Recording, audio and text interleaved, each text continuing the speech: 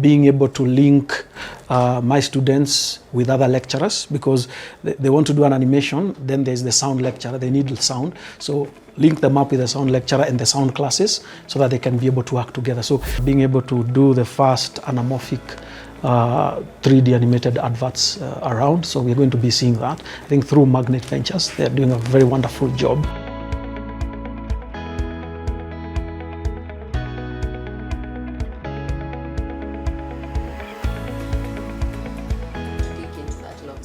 Yeah. How did you choose animation? How did you learn about it? I've always wanted to tell stories. Number one, I've always wanted to tell stories. And back then, very many years ago, there were magazines that were being sold on the streets. They were called PC Mag. They used to come with a CD. And that CD used to have softwares inside. And there was one called 3D World, and I used to read that a lot.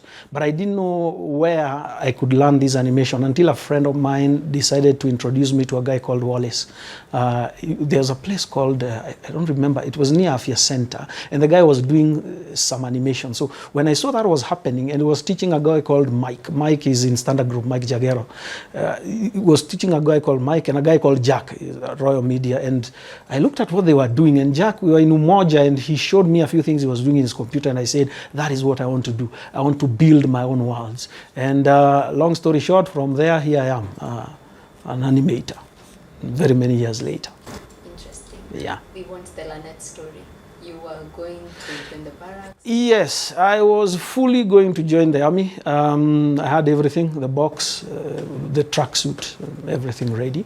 But I still had a feeling that I would want to do animation. But another thing is, the whole story of joining the military was not even my parents, because in high school I was a very active scout, and we were sponsored by Canada, and we used to work closely with the Kenya Army, especially on relief efforts. So I kind of segued to that area, and I wanted to join the military. But a few days before, I decided, no, this animation looks much better.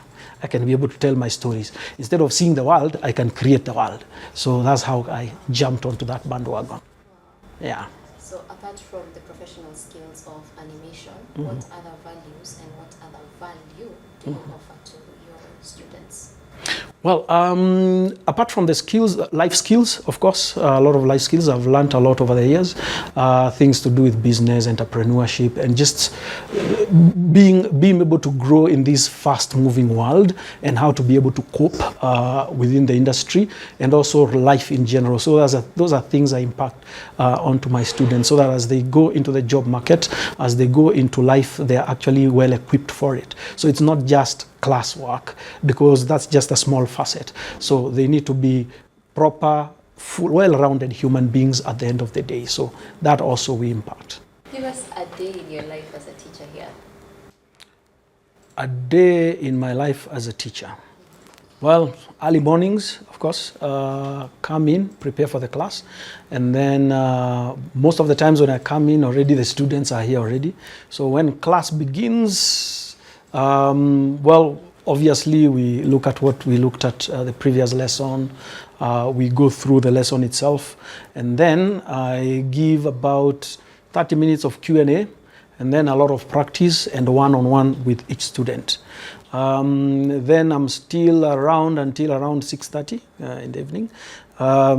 Mostly during breaks, I have time with my students so that we can discuss on the things that we've learned, and not just that, on emerging trends, having groups of people who are working on different productions, being able to link my students with other lecturers, because they want to do an animation, then there's the sound lecturer, they need the sound. So link them up with the sound lecturer and the sound classes so that they can be able to work together. So it's usually just a very fun, creative environment every single day. So it's one of those where you just learn, reflect, coalesce together, collaborate, learn, like that until the evening. Yeah. Wow. What do you wish more people knew about this school? I wish more people knew how awesome it is. Look at the place, honestly. It's a good ecosystem. I wish people knew a lot of the links that we have to industry. I wish people knew the kind of the kind of skills they get, world-class skills, the kind of softwares we are using. For example, for animation, I think we are the only school teaching NukeX, which is used in Hollywood. And we are the only school doing a lot. We are the first, many firsts. So when we say animation, most people don't go deeper to get exactly what we are doing. So we are using industry standard software. We are using software that is way ahead of even the country, because we are not competing just locally, we are competing globally. All right, yeah. Interesting. You mentioned your industry links. Mm-hmm.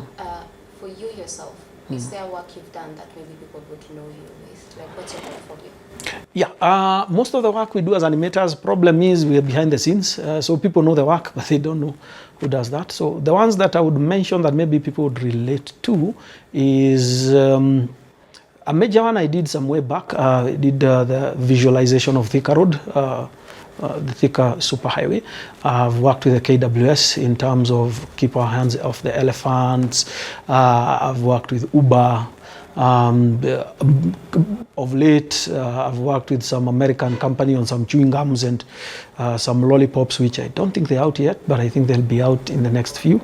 Working on some 3D screens right here at Westlands, being able to do the first anamorphic 3D animated adverts around. So we're going to be seeing that, I think, through Magnet Ventures. They're doing a very wonderful job with the screens right there at Westlands, actually, after the mall, and that big screen there. So I think there's quite a huge array of what we've done, but majorly for animators, we are so behind the scenes that people will see the work, but they don't know exactly who does the work, and we like it that way. Yeah. Last thing, now we want a parting shot. Mm-hmm. So something that will create hope. I don't know whether you're going to be addressing the parents or the students. Just a parting shot. Just a parting shot. Well, I would say the world has gone digital. Content creation is the key thing. So with the advent of technology, smartphones, digital screens and all that, digital content creation is going to continue growing into the future. So those who are able to create this content in a way that the audience is able to interact with it are going to command a sizable chunk of the economy of the future. So going to parents, don't just look at the STEM kind of either courses and just the straightforward careers. Digital careers are growing, and they're growing in a big way. So it is high time to jump onto the bandwagon and begin creating.